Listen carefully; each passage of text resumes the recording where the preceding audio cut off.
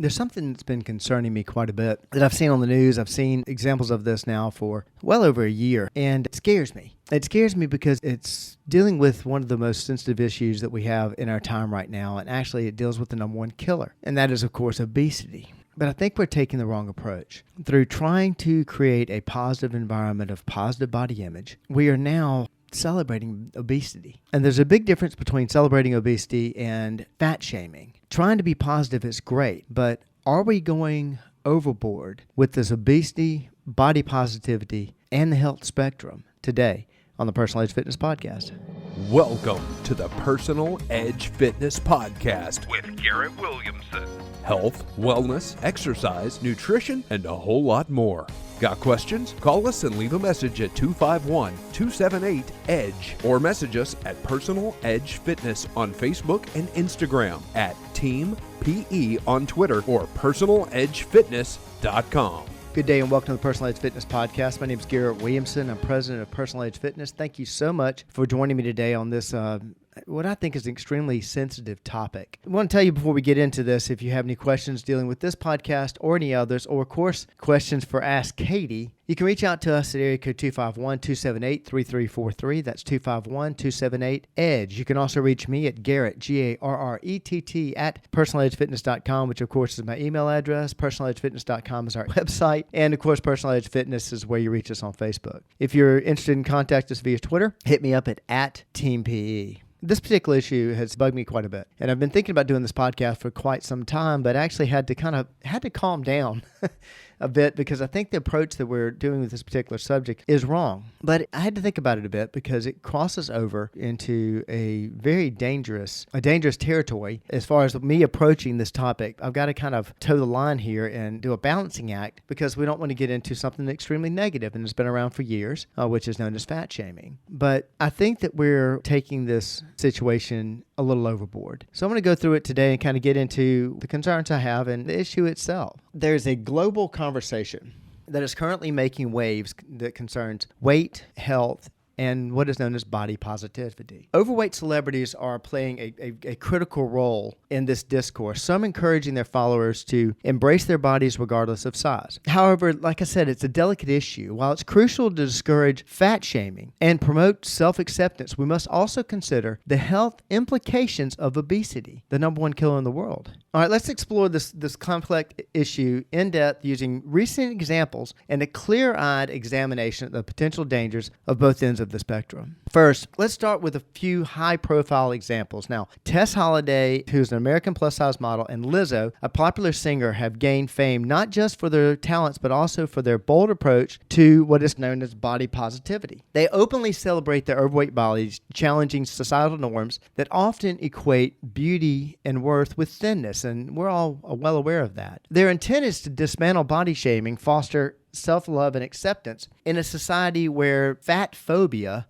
is deeply ingrained. Now, I have to tell you that I know of these two celebrities, and I don't mean to take anything away from their talents, but they're not people I follow on a regular basis. They really didn't show up on my radar until I started seeing this, what I think is possibly very dangerous practice. Undoubtedly, their impact has been significant. They're empowering many to love their bodies. They stand up against discrimination and shed the deep-seated shame often associated with being overweight. However, many critics, myself included, argue that by encouraging the celebration of obesity, they could inadvertently promote unhealthy lifestyles. The term obesity isn't a cosmetic term. Now, this is recognized by the World Health Organization, WHO is the abbreviation for them. They define obesity as abnormal or excessive fat accumulation that may impair health. This is actually the technical definition of it is for a female, 30% body fat or more, and for a male, 26% body fat or more. And this has implications of heart disease, stroke, diabetes, and certain types of cancer. It is the number one risk factor for 4 of the top 10 killers. It's number 9 for cancer. It's number 2 for Alzheimer's. But we have to be careful about this because this brings us to the dangers of fat shaming. And fat shaming, you've probably heard of, you're probably familiar with, is the act of mocking, criticizing, or discriminating against someone because of their size. This can have dire psychological and physical consequences. A study from the University of College in London reported that people who experience weight-based discriminations were more likely to gain weight and less likely to lose weight. They've connected the fat shaming to depression, to low self-esteem, and even eating disorders. And I'm well aware of that. I mean, I don't think any of that passes any of us by. On the other hand, the potential dangers of celebrating obesity lie in the risk of normalizing, glamorizing unhealthy lifestyles. If taken to an extreme, body positivity could overshadow the importance of maintaining a healthy weight and lifestyle, leading individuals to overlook or dismiss serious health concerns. We're essentially fostering self-acceptance, but we're borderline pushing people to looking at and approving of unhealthy lifestyles. So how do we navigate this? Well, the answer lies in a balanced approach that emphasizes health at every size. There have been terms that have been thrown out over the years of fit and fat, being heavy but being fit, being healthy. Health should not be a single rigid ideal, but a spectrum that recognizes the diversity of human bodies and the individual journeys towards health. Everybody's looking for their own healthy lifestyle. They're looking for their own level of wellness. We've said that many times. But cardiovascular fitness, mental well-being, the controlled eating habits, these need to take place in every body shape. It doesn't matter what size it is. If we want to promote a healthy lifestyle, we want to combat this overwhelming problem we have of obesity. In a society increasingly polarized between fat shaming and celebrating their obesity, there's a need for a nuanced approach. Rather than celebrating obesity, we should celebrate health at all sizes. I keep repeating myself on that. I know that. And fat shaming needs to be replaced with supportive, compassionate approach that encourages people to adopt healthy lifestyles without stigmatizing their current body size. That's the answer. And these celebrities like Lizzo and Tess Holliday, they have a unique platform to encourage what is known as self-love and acceptance. But it would be valuable to they and others if they could leverage this platform to promote this nuanced approach. If they could look for a balance in this. The problem that I see many times with the statements that are made, the Twitter comments, the Instagram post that celebrities like Tess Holliday and Lizzo make, it is an overwhelming attitude and almost kind of a in-your-face, I'm big and this is great approach. And that attitude, while I'm sure they've got the right ideas in mind because they're thinking of body positivity, they're thinking of combating fat shaming, I still think that the ramifications of using that kind of egotistical, almost, out in your face, boldly proclaiming how okay they are with their size, or how okay they are with their obesity, is going to lead people into working towards that or making that almost a goal. Not wanting to make healthy lifestyle changes, not wanting to make changes whatsoever. Instead, demanding that other people accept them as beyond normal, beyond just being beautiful. Thinking of themselves as beautiful is perfectly fine. Thinking of themselves as normal. I understand that. I understand the rationale there. I understand the psychology there. But when you do it with a defiant attitude, then you've got impressionable kids. You've got nowadays you've got impressionable adults that are listening to them, that are pushing this lifestyle, that are pushing this level of obesity. There's even I don't know the person's name, but there's even a TikTok celebrity who is grossly obese. I mean, and when I say gross, I mean as an exaggerated obesity. I don't mean idea of the way they look. I mean, it's well over that. I've been doing this for 31 years. I've got a bachelor's degree in fitness management and a bachelor's degree in exercise science and a master's in fitness management. In many cases, I don't have to do somebody's body fat to tell that they are, obviously well in the obesity range. And this particular TikTok star is going on interviews and celebrating how large they are and making incredible statements about how attractive they are to the opposite sex and actually complaining when the opposite sex don't find them attractive. Look, that's for a whole nother discussion as far as how attractive they are to somebody, because of course there are actually fetishes that, like all types, doesn't matter what size they are, how tall they are, doesn't matter. But the way this particular TikTok star is pushing it, they're celebrating obesity. You can't call it anything but. It is not just I'm trying to celebrate positivity. They're celebrating obesity. And as I've said many times, I've got a whole podcast about this. It's the number one killer. It is the number one killer. Why do I say that? If you haven't heard that podcast, I talk about the top 10 killers. The number one that's recognized as number one is heart disease. Number two is cancer. In and amongst those, of course, is kidney disease, disease, is diabetes, is dementia. And the reason I say that obesity is the number one is that you don't catch heart disease. You don't catch cancer. I guess cancer starts somewhere. We're looking for the cause of it, but it's not something like a cold that you catch cancer. You don't catch kidney disease. You don't catch diabetes. So we look at the risk factors to determine how you end up with those diseases. And the number one risk factor for 4 of the top 10 killers is obesity. Like I said in the intro, it's number 9 for cancer. It's number 2 for Alzheimer's. And so if you put all that together, obesity is the number one killer. And if we were to eradicate obesity, we were to get just that one risk factor taken out of there. Do you realize that, and this largely in Garrett's opinion, but do you realize that I know that there would be a major reorganization of the top 10 killers? I'm quite certain cancer would far surpass, it's about to surpass heart disease anyway, but it would definitely surpass heart disease. Heart disease would be so low on the spectrum, I don't even know if it would rank in the top 10. If we were to get rid of obesity. And we've dealt with this, and we've known this is an issue. This was something that when the whole live food started, a professor, a university professor, actually pleaded with the Senate panel that was working on the food guide pyramid, or trying to find out why we had an increase in heart disease. Pleaded with them, look, if you don't make the right decisions on this, you could create a situation that would have epidemic proportions, which is exactly what we did. We created this obesity problem, and we recognize it, and we know it's there. And we're starting to deal with it, and now we're celebrating it.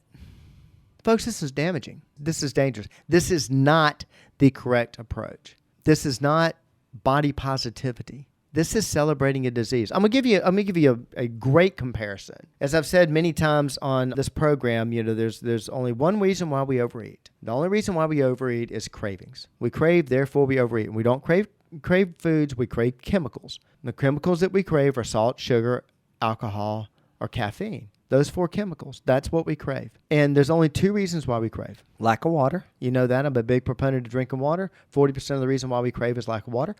Number 2 is stress. 60% of the reason why we crave is stress. And that's why when we're talking about fat shaming and how dangerous fat shaming is, which I am completely against. I've always been against fat shaming. I've had dear friends that have fought that all their lives. I saw it in my childhood. I saw it when I was coaching gymnastics. I've seen it in my career. And I'm completely against it because fat shaming causes so many problems. It does not help in any way, shape, or form. It's not the old tough love or hard coaching or whatever. No, fat shaming is extremely dangerous. And the psychological problems, as pointed out in the study by the University College of London, it's dangerous. We know that. This is not foreign to us. And so I'm not advocating that. Please understand, I don't advocate that. But it doesn't mean that the pendulum has to swing completely the different way. And the comparison I was going to make, I've told you that the reason why once we're stressed, once we have a lack of water, and we start these cravings, it causes an addiction. Salt, sugar, caffeine, alcohol, all highly addictive. When we think of somebody having alcoholism, we know, the intelligent amongst us know that just taking the alcohol out of the picture does not fix the problem. We have to deal with the problem. Why are they drinking? What is wrong going on in their life? This is what AA is based on. Counseling on first recognizing you have a problem and then getting to the bottom of the issue and not treating it with alcohol, treating it with trying to solve the problem itself. Obesity is no different. I hate to tell you this, but obesity is no different. You're looking at somebody that has an addiction. We don't want to beat anybody up with addiction any more than I want to beat up an alcoholic or alcohol shame an alcoholic. I want to help that person. I want to deal with that problem. But you don't see situations. I mean, alcoholism, drug addiction, any kind of addiction like this, we never found it great to celebrate that. We found it a great thing to quit beating these people up, to quit picking on them, to quit shaming them. That was not the answer. I get it. We all get it. That's why we develop programs like AA, even Al-Anon, all these different programs that are out there to deal with addiction. But at no point in time, at least in my lifetime, we haven't celebrated addiction to drugs. Gone out and said, this is a body positivity, this is a human positivity approach, that I'm going to celebrate the fact that I'm an alcoholic, that I'm going to go out and I'm going to celebrate the fact that I'm taking illegal intravenous drugs on a regular basis. I can't function. I'm going out and ruining my marriage, my life, my work. I'm stealing from people, whatever. All the bad traits that can come along with any kind of bad addiction. At no point in time did we celebrate that. No point in time did we celebrate that lifestyle. But that's what we're doing with obesity. And I think the reason that we're doing that is because we don't understand what it is. First thing, as I've said many times, we don't measure it correctly. We use this ridiculous, completely made up system of body mass index, a waste of time. Don't use it. If you're a health professional, quit using it. You should know better. If your physician's using it, if your personal trainer's using it, whatever, don't listen to them. Tell them they don't know what they're talking about. And tell them I said so. Give them my contact information. Area code 251-278-3343. 251-278-EDGE. They're welcome to call me, and I'll tell them how ridiculous it is to use BMI. In order to measure it correctly, you need to use body fat. And there's several different ways of measuring that. So first thing, we need to measure it correctly. Second thing is we need to identify what it is. It's an addiction. It is an addiction. This is what we're celebrating when we're coming out and saying, I have a positive body image because I'm so obese. And you should be proud of yourself because of your alcoholism. And you see what I did there? Because that's exactly what's happening here, and it's incredibly dangerous. Again, I'm not speaking about these individuals, these celebrities' talents or what have you. Like I said earlier, I really don't. I don't know who they are, and that's not them. That's me. I'm sure they're probably very talented in what they do, but not this. This is damaging. This is hurting people, and this is exacerbating the problem by celebrating the number one killer in the world. If you're having challenges with this yourself, or you know anybody that is, or you want to argue with me about it, you want to discuss it with me, you think that I'm